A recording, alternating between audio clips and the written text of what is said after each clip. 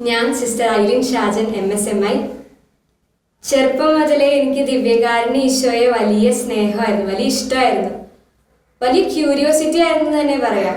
ആ അപ്പത്തിലുള്ള ഈശോയെ സ്വന്തമാക്കണം, എനിക്ക് സ്വീകരിക്കണം, വലിയവരെ സ്വീകരിക്കുന്ന പോലെ. അങ്ങനെ ഞാൻ വളർന്നു, സന്യാസ ജീവിതത്തിലേക്ക് കടന്നു വന്നു.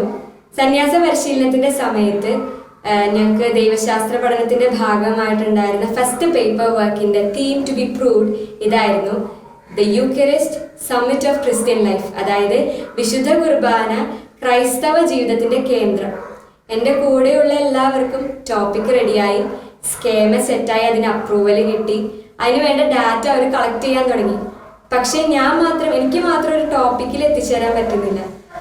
എൻ്റെ ബുദ്ധി കൊണ്ട് ചിന്തിച്ചുകൊണ്ട് പല ടോപ്പിക്കുകളും ഞാൻ കണ്ടെത്തിയെങ്കിലും ഒരു സാറ്റിസ്ഫാക്ഷൻ ഉള്ളുകൊണ്ട് തോന്നുന്നുണ്ടായിരുന്നില്ല. പെട്ടെന്ന് മനസ്സിലേക്ക് ഒരു ചിന്ത വന്നു: നീ ഈശോയോട് ആലോചന ചോദിച്ചു തന്നു. എൻ്റെ അന്വേഷണമൊക്കെ അവിടെ അവസാനിപ്പിച്ച് നേരെ ചാപ്പലിലേക്ക് പോയി.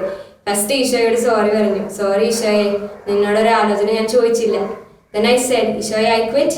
I surrendered myself to you. ഇനി നീ എൻ്റെ ജീവിതത്തിൽ പ്രവർത്തിച്ചാലേ എനിക്ക് മുന്നോട്ട് പോകാൻ പറ്റുള്ളൂ. After making that short prayer ഞാൻ എൻ്റെ സ്റ്റഡി ഹാളിലേക്ക് തിരിച്ചു വന്നു. എൻ്റെ സ്ഥലത്ത് വന്ന് ശാന്തമായിട്ടിരുന്നു. ബുക്കും പേനയും കയ്യിലെടുത്ത് കണ്ണടച്ചിരുന്നു. ഈശോയെ പറ, ഞാൻ എന്ത് എഴുതണം? ആൻഡ് ഐ ഹേർഡ്, ഇതെൻ്റെ ഓർമ്മയ്ക്കായി ചെയ്യുവൻ. പെട്ടെന്ന് ഞാൻ കണ്ണു തുറന്ന് നോക്കിയപ്പോൾ സ്റ്റഡി ഹാളിൽ ആരുമില്ല, ഞാൻ മാത്രമേ ഉള്ളൂ. അപ്പോൾ മനസ്സിലൊരു ചിന്ത വന്നു: അത് കർത്താവാണ്. യെസ്, എൻ്റെ വിളിപ്പാടകലെ അവനുണ്ട്. ഞാനൊന്ന് വിളിക്കേണ്ട താമസം ഉണ്ടായിരുന്നുള്ളൂ ഈശോയ്ക്ക് എൻ്റെ ജീവിതത്തിൽ ഇടപെടാൻ.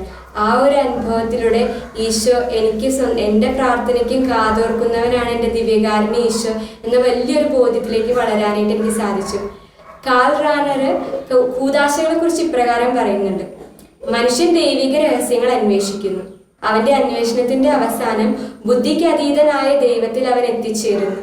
ഈ അന്വേഷണത്തിലെ അനിർവചനീയനായ ഈ രഹസ്യം അറിയുന്നത്, ഗ്രഹിക്കുന്നത് അനുഭവത്തിലൂടെ മാത്രമേ സാധിക്കുകയുള്ളൂ എന്നാണ്. അനുഭവത്തിലൂടെ ഗ്രഹിച്ചു കഴിഞ്ഞാലും രഹസ്യം രഹസ്യമായി തന്നെ നിൽക്കുന്നു. ദൈവം വെളിപ്പെടുത്തിയാൽ മാത്രമേ അത് മനസ്സിലാവുകയുള്ളൂ എന്ന്. ഇപ്പോൾ സങ്കീർത്തനങ്ങളിലൊക്കെ നമ്മൾ വായിക്കുന്നുണ്ട്: taste and see how good God is. പല പ്രാവശ്യം ആ വചനം പല ആവർത്തി പറഞ്ഞിട്ടുണ്ടെങ്കിലും എൻ്റെ ഉള്ളുകൊണ്ട് അത് അനുഭവിച്ചുകൊണ്ട് എൻ്റെ ജീവിതത്തിൽ അത് പേഴ്സണലൈസ് ചെയ്തുകൊണ്ട് ആ വചനം ജീവിക്കാനായിട്ട് എനിക്കിതുവരെ സാധിച്ചിരുന്നില്ല. പക്ഷെ ഈ ഒരു അനുഭവം, ഞാനൊരു കാലാപ്പെറുക്കുന്നവളെ പോലെ ഏറ്റവും അവസാനം ലാസ്റ്റ് ലൈനിലേക്ക് ഞാൻ പിന്തള്ളപ്പെട്ടെങ്കിലും ഈ ഒരു അനുഭവത്തിലൂടെ ഈശോ എന്നെ വഴി നടത്തും, ഈശോ എന്നെ ശക്തിപ്പെടുത്തും. ദിവ്യകാരുണ്യ ഈശോയുടെ സജീവ സാന്നിധ്യം എല്ലാ നിമിഷവും എൻ്റെ കൂടെ ഉണ്ടെന്നുള്ള ബോധ്യത്തിൽ ആഴപ്പെടാനായിട്ട് എനിക്ക് സാധിച്ചു. ഈ തൂമ്പയുടെ സ്വഭാവം എന്നൊക്കെ പറയില്ലേ, എൻ്റെ നേച്ചർ അങ്ങനെയായിരുന്നു. ഈശോ എനിക്ക് വേണ്ടി എന്തെല്ലാം ചെയ്തു തന്നു എന്ന് ലിസ്റ്റ് ഔട്ട് ചെയ്യാനും കിട്ടാത്ത അനുഗ്രഹങ്ങളെ കുറിച്ച് ഓർത്ത് കരയുവാനും എനിക്ക് സമയമുണ്ടായിരുന്നു. ഈ ഒരു അനുഭവത്തിന് ശേഷം ഈശോയ്ക്ക് വേണ്ടി എനിക്ക് എന്ത് ചെയ്യാൻ സാധിക്കും? അവസാനത്തെ അത്താഴത്തിൽ തൻ്റെ ശരീരവും രക്തവും അപ്പത്തിൻ്റെയും വീഞ്ഞിൻ്റെയും രൂപത്തിലാക്കിക്കൊണ്ട് എനിക്ക് ജീവൻ നൽകുവാനായിട്ട് അവൻ പകർന്നു നൽകി. എന്നിട്ട് പറഞ്ഞു: നിങ്ങൾ എൻ്റെ നാമത്തിൽ ഒന്നു ചേരുമ്പോൾ ഇതെൻ്റെ ഓർമ്മയ്ക്കായി ചെയ്യുവനെന്ന്. ആ ഓർമ്മയ്ക്കായി ചെയ്യുവനെന്ന് പറഞ്ഞ് ഈശോയെ ഓർത്തുകൊണ്ട് ഈശോയ്ക്ക് വേണ്ടിയായിട്ട് ജീവിക്കാൻ, ഈശോയെ make me what you will Lord എന്ന് ഓരോ നിമിഷവും പ്രാർത്ഥിക്കാനായിട്ട് എനിക്ക് അതിനുശേഷം സാധിച്ചു.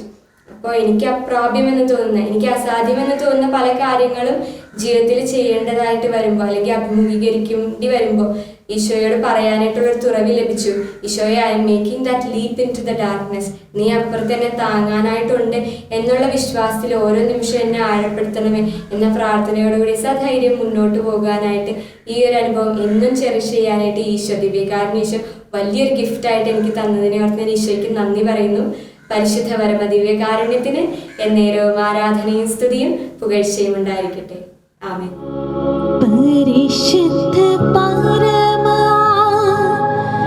ദിവ്യകാരുണ്യമേ,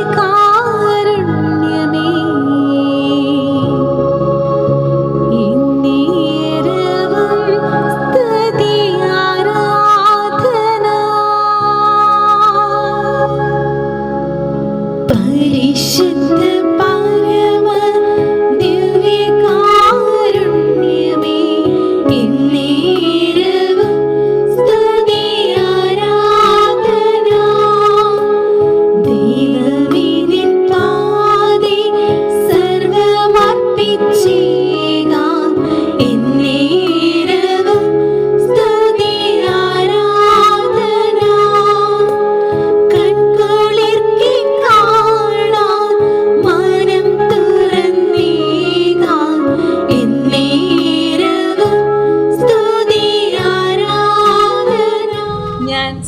സബീന ആൻ്റണി MSMI സന്യാസിനി സമൂഹത്തിലെ അംഗമാണ്. ഞാൻ 7ാം ക്ലാസ്സിൽ പഠിക്കുന്ന സമയം ഞങ്ങളുടെ സ്കൂൾ ഗ്രൗണ്ടിൽ വെച്ച് ഒരു ദിവ്യകാരുണ്യ കൺവെൻഷൻ നടക്കുകയുണ്ടായി.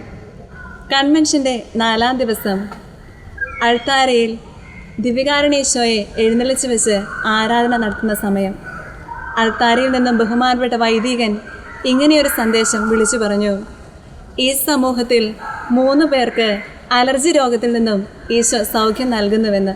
ആ നിമിഷം തന്നെ ഗ്രൗണ്ടിൽ നിന്ന് ഞാൻ ഇങ്ങനെ ചിന്തിച്ചു, ഈശോയെ, ആ 3-ൽ ഞാനായിരിക്കണമേ എന്ന്. കാരണം ചിക്കൻ ഒഴികെ ബാക്കി ഏതിറച്ചി കൂട്ടിയാലും ശരീരമാസകലം ചൊറിഞ്ഞു തടിച്ചു പൊന്തുകയും മറ്റു അസ്വസ്ഥതകളും എനിക്കുണ്ടായിരുന്നു.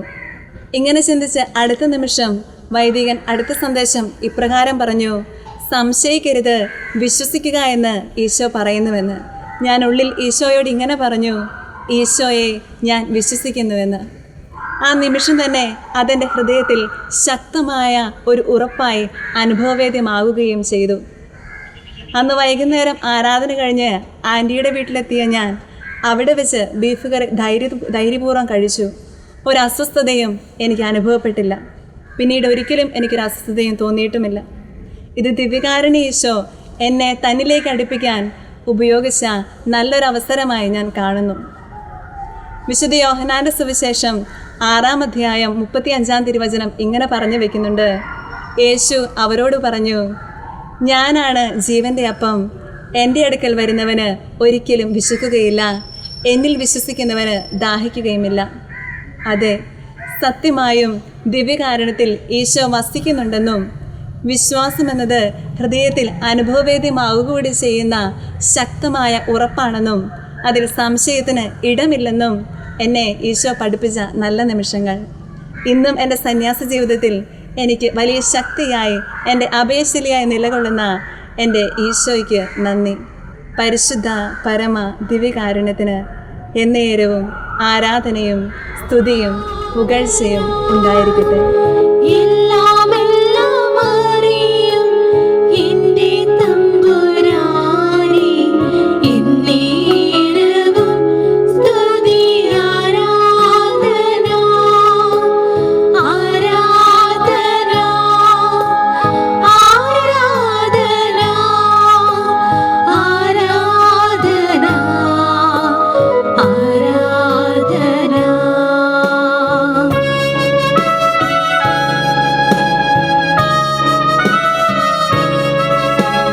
മർത്യനായി ഭൂവിൽ അവതരിച്ചവനേ, എന്നേരവും സ്തുതി ആരാധന. പുൽമെത്തയിൽ പിറന്ന പൊന്നുണ്ണീശോയേ, എന്നേരവും സ്തുതി ആരാധന. തച്ചന്റെ മകനായി വളർന്ന ഈശോയേ, എന്നേരവും സ്തുതി ആരാധന. കന്യകാമേരിതൻ പ്രിയസുതനീശുവേ, എന്നേരവും സ്തുതി ആരാധന ആരാധന ആരാധന ആരാധന ആരാധന.